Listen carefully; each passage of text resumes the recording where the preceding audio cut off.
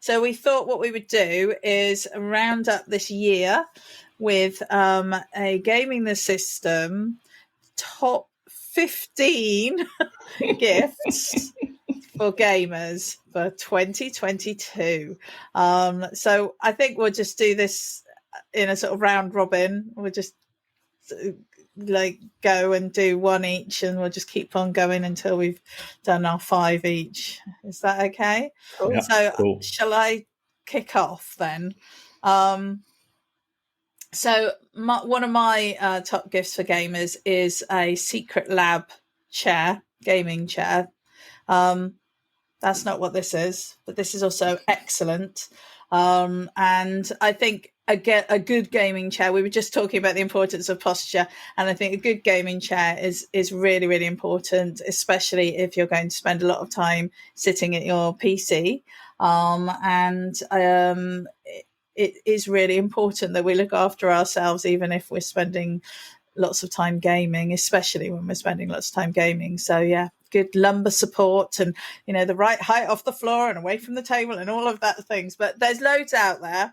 And they do vary dramatically in price. But that would be one of my things. But it's, it's a very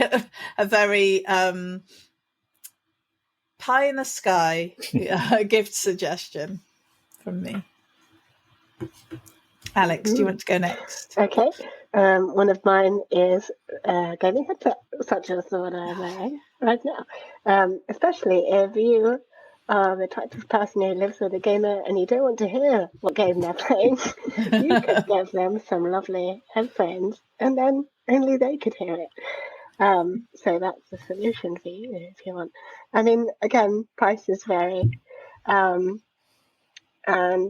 they all have different capabilities. Like some have Bluetooth, some don't have Bluetooth. So because you can use them away from your gaming console or computer, as it were.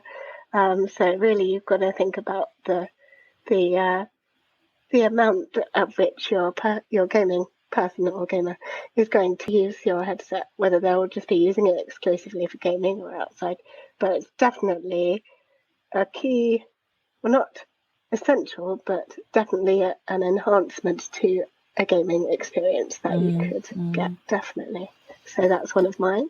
Yeah, you get better sound quality, don't you? You do. Them. So what brand is your headset then? Mine's just a PlayStation Gold, so I think it was with the last generation PS4, but still works perfectly well with the PS5.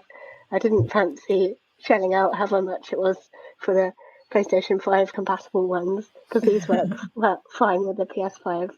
The only thing that's missing is I think it does do 3D audio, just not in the same level of quality as the most recent ones. But I don't know. I mean, I don't miss it because I haven't experienced it, and I'm completely fine with that. So you don't need to spend an absolute fortune. No, I think that's the thing, isn't it? You can get really sucked into spending hundreds, and actually, unless you're a real audiophile, you don't always need that. I mean, these are Corsair, and I just like the little pattern on the top here, but actually they're just really comfortable. Yeah. And that's the other thing, because if you're wearing them for ages, they can't be too heavy.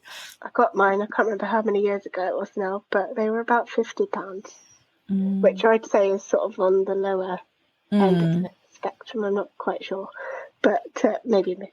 But yeah, they're definitely worth investing in if you would like to enhance your gaming experience. And also, like I said, it also means you don't get to hear what they're playing. It has its uses. So, yeah. Right. So Matt, what's your suggestion? Have you got that picture I sent you? Oh yeah, which one? The more recent one? Yeah, that room picture I gave you. Yeah, so my theme thinking of is what I have that enhances my gaming life, that I would love for everyone to be able to have as well. So Part one, on the wall, there is, on the far left, I'll do these one at a time, as we carry on with the round robin. A 65-inch plus TV. Wow. So nice. I had a 40-inch TV for a long time, and then I'd been working a lot, and I'd built up a lot of savings. So I went and got myself a 65-inch TV, and I can't tell you how transformative and enhancing it is for any kind of experience, especially gaming, to have this big, beautiful TV. And you can get them for £500 now, which is you'd think, just like with headphones, you can spend thousands and thousands, but you get one like that if you're thinking you want to treat yourself to something, building up something. That's something that you can enjoy. It enhances everything. So I wish everyone could have one of them. Yeah. Awesome. Right. Well, we did actually, before we got the PS5, we did actually get a new TV, and that meant that we had to change our whole sitting room around to fit it in. So I can't remember how big it was, but it's big. And, but I mean, we hadn't, since we'd moved here, so that's 11 years ago, we hadn't had a new TV, and the TV that we had got then was secondhand. So this was our first sort of proper expense really at that. And so we had been saving up for that a long time. But I think that's sometimes quite nice. Like, it's nice to, when you have to wait a little bit and you save up, I think that makes it all the more delicious when you finally have it. And it does make a difference to the gaming experience for sure.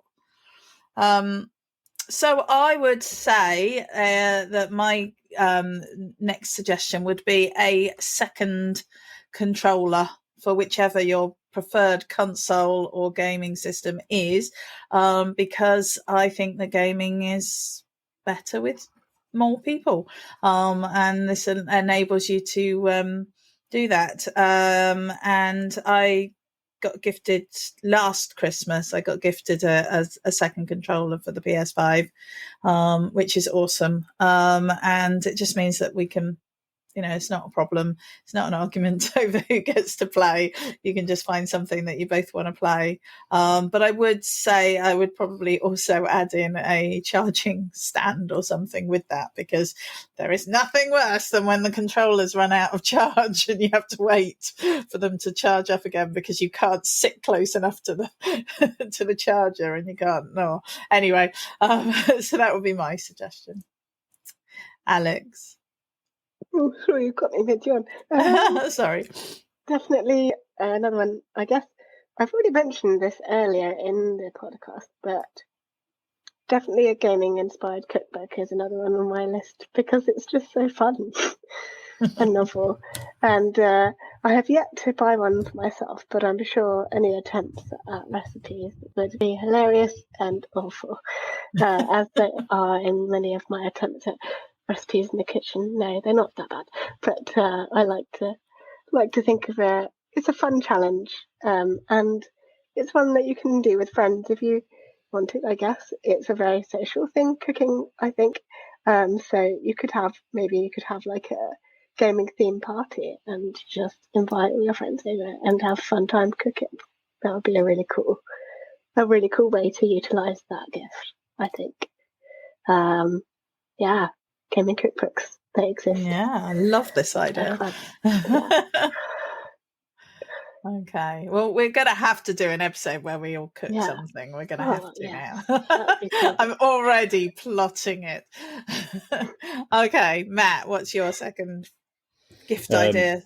Very simple. The console of your choice and the ability to attach it to your massive TV. Because another thing you can do, I've been another awesome thing about phones is that they're infinitely more powerful than any console sort of from 2015 earlier. So they can do their emulators for PlayStation, PlayStation 2, GameCube, Game Boy Advance, PSP, everything. There's an emulator for everything. And with a smart TV, you can cast your phone screen to it. So you can be playing just looking at the emulator on the screen, because you know, I don't know if you're technically allowed to play, but anything you play on your phone or on your Switch, or maybe those two, you can get them on your TV now. Yeah. So PlayStation, Xbox, PC, console of your choice. That's what I wish for everyone, rather than forcing a PlayStation down their throat, which is what my even though you know that's what they should get. Oh, right. Okay. So, well, Alex, you've already mentioned that it's actually on your wish list, but on my suggestion list is Stray. And because it's just such a lovely, I've got a picture here. It's just such a lovely game. I haven't played it. My daughter played it, and she actually still talks about it and how emotionally invested she was in the cat and the cat's little companion, which isn't here, but it's such a nice game. It isn't very long. There is puzzles in it and thinking, and but the world is really, I mean, it's all underground, so it's all dark and sort of neon-y, but it's a cool world. It's cool, and all of the sort of robots that you meet they all have their own personalities, and they've got stuff going on, and yeah, it just had they've really done a really good job on it, and you know, it was so nice just to drop in and watch her play, and she was so engaged with it, and she finished it, which is quite rare in our house. So, you know, I would definitely recommend it. I'd recommend it to everyone who can access it. Yes, do. Alex. My next thing would be a novel or book series about your gamer's favourite gaming world. There are plenty out there, but if you know that someone absolutely loves the world in which they've been gaming and they want to experience more of that, perhaps a good way to do that would be to read a novel based on that gaming character or that world, or even one of the lesser characters or like side characters, because quite often the books tend to focus on stories that you might not have heard within the game and kind of expand upon that. So it's just a really good way of keeping yourself immersed in that world and enjoying it. So yeah, it's definitely a good one. Have either of you seen the Dragon Age, the new Dragon Age show on Netflix? I haven't watched it yet, but yeah, there's a new series. So I can't comment on it yet, but we will be watching it. So I will be able to. Has it been released? Yeah, I think so. Shit. I've seen it's been advertised all over Netflix whenever I'm in Netflix. So I shall have to look it up. So yeah, I think you're right, Alex. I think it's really good to have, you know, those other ways to explore the worlds that you enjoy. Me, surround sound. Get an awesome. That's one of those things again. You can get a very, I think they're Logitech ones. They're very cheap and brilliant. You don't have to spend thousands and thousands of pounds. You just set them up and then set them up around you, especially with PlayStation's new sound thing, their amazing new audio. Just the audio in games is so rich and nuanced. And I think so much of it is missed, especially the games that get it just transcendently well. Part of the brilliance is that you never notice the different rich elements to it. And I love music. I love all different kinds of music. And that adds to it as well. You can just sit in the middle of the sound of whatever you're listening to or playing, and it just feels awesome. I support a group called Viva La Dirt League who do sort of gaming related little funny short videos and stuff. They do all sorts of stuff, but they recently did a piece on like a gamer without surround sound and like how different they were playing one of these first person shooter games, and they just did this whole skit on how he didn't have it, and then they were like, put on your headphones, and he put his headphones and got the surround sound effect from the headphones, and it was like, oh my gosh, and he was just like kind of like lost the plot because of all the strange sounds and mad sounds that he could hear now suddenly at another level, another depth to the experience. I do think, it's really nice, especially when I played Resident Evil, the latest Resident Evil. That was quite scary actually to play that with my headphones on, because I kept constantly thinking there was somebody walking into the room and there was all sorts of stuff. So yeah, it does well worth it, I think. Okay. One thing I've been thinking of, I think about occasionally in a really good game, how do they get the footsteps right? Yeah. How do the footsteps know when you're walking through snow, when you're walking through water, when you're walking on sand? That I want to know. You only really notice that, like with a really good sound system, you go, it's going plop, plop, plop, plop. And then it is amazing. I've often thought that and leaving footprints, which is my other favourite thing, when your characters leave footprints in the snow or whatever. So sort of actually on that line, I think about there's a book called Blood, Sweat and Pixels, which is the triumphant, turbulent stories behind how video games are made, by Jason Schreier.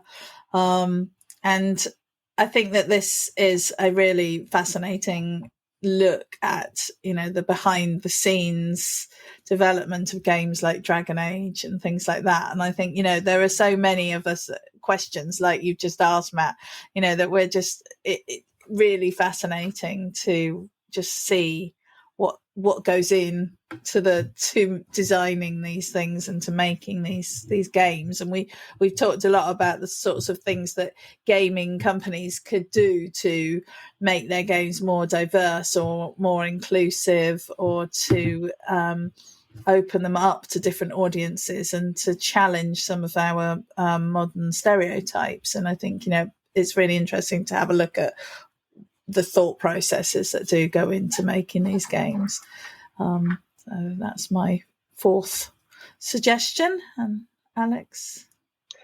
One of mine would be some gaming artwork to put on your wall, some concept art or some really cool stylized posters. I was trying to look up when I visited Comic-Con for the first time earlier this year.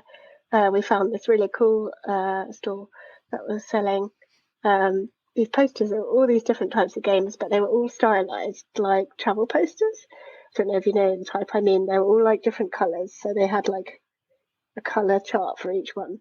So like God of War was all sort of greens and blues, I think, and it was all just like an image that you'd immediately recognize as being from that world, representing that game, but in a really cool sort of artsy, stylized, illustraty kind of way. I'm not describing it particularly well, Was trying to find a link to it, but I've completely forgotten the name and I feel terrible. Kind of similar to, if anyone knows, the Law and More posters. They do a lot of movie posters, but they also do, I think, gaming posters. They're quite similar, but not quite the same. But they looked amazing. So maybe a nice piece of concept art or a poster of a favourite game would look amazing in a frame on somebody's wall or on somebody's desk. Definitely a really nice way to decorate your home if you have a gamer in your home. That is a good one. Awesome. Number 4. Yes. Mm-hmm. Can you put up the picture again, please? I can, yes. There we go. Fun fact about posture is that the core element is moving, walking, moving, changing to different places occasionally. So, see, we've got that chair bed is what I'm thinking of. It would be just the best. Because even if you stay sat in the perfect lumbar chair and don't get up for hours, it's not going to be. It's better than sitting with bad posture, but moving around in between, because your body gets used to what you do, what you make it do. So you don't have to worry all the time about perfect posture. So you could, with this bedroom is perfect. Everyone should have this. You can sit in the chair, then you can sit in the bed, then you can sit in the chair bed and just go wild. I love that. I like this room, actually. I'm going to work towards that. Okay. Well, my last one is RGB anything. I love anything that's like colourful and bright, and the only thing that I get frustrated about is when they're RGB headphones, because they usually have like RGB around this bit and you don't benefit from that because that's on your head. But keyboard, I've got an RGB keyboard that like ripples colours across, or I can set it so that it works in line with the games that I play. Oh, sorry, Matt. Thank you.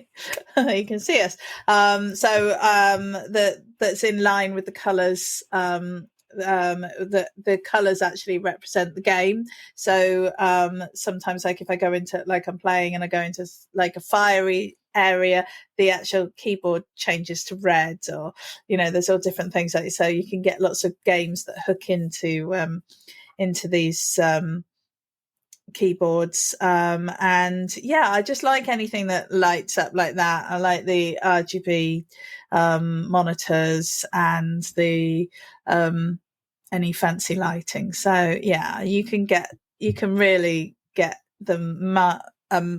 You can get a mouse, you can get a keyboard, you can get mouse mats, you can get headphone stands. All of them can have RGB on them, and they just make your computer space feel that little bit more special.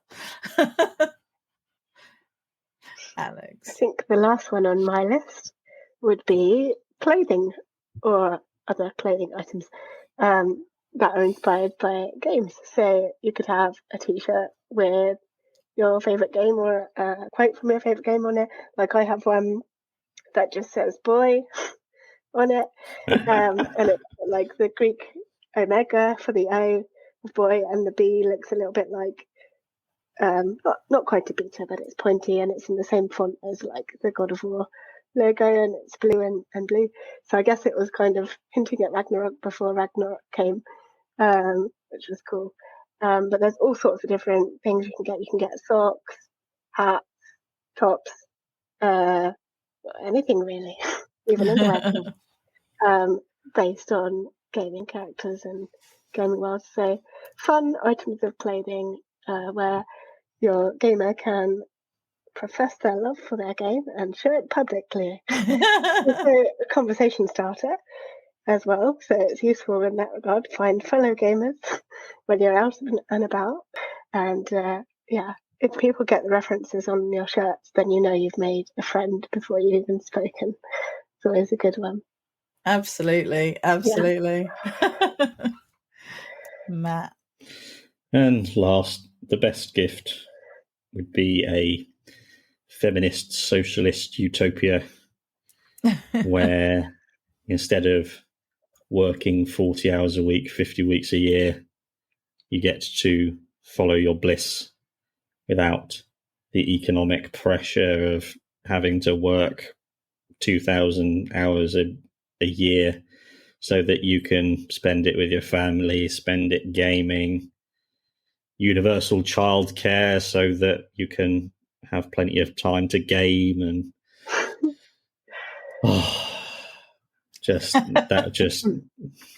that would be the ultimate gift, I think. I think that's an excellent way to end our top 15 gifts for gamers. We hope everyone has a happy and healthy festive period, and we will see you in the new year. Thank you for listening, and don't forget to subscribe and give us 5 stars, and also check out our Patreon account. Yes, please. And we will see you soon. Bye. Bye. We hope you enjoyed that episode of Gaming the System. If you want to support us, you can donate to us through our PayPal by sending it to wearegamingthesystem@gmail.com if you want to send us a one-off donation. If you want to donate to us monthly, you can subscribe to our Patreon at patreon.com/gamingthesystem. Until next time, bye-bye.